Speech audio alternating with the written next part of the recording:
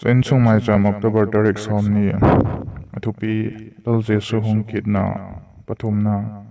Chang Tel Mathai Bung Somni Li Chang Somli Leni Akipata Somli Li Chan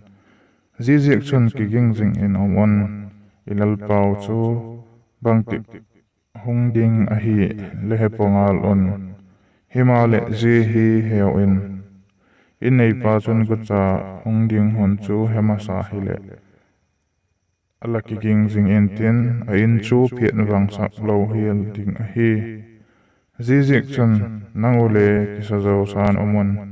mi hing chapa chu lagin chak lo lai tak on hung khading a hi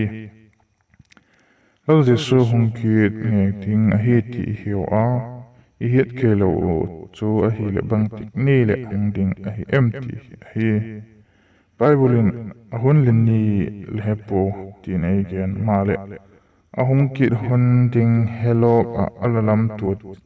le hi tawa himale koman alaging sadik le lam tu ta mi nai pu ahung ding hun hi hiat poimo hile pachinin ei hiat sak nge ina Bible chun ki gin lo lai taka hung ding a hi ati zizik chun apoimo pen chu bang tik lai ale ama tuk dinga kiging sing Ekiging jing ding o hi a hi mai hi tam tak te chun lal jesu hi hung kit hak talu asawa Peter chun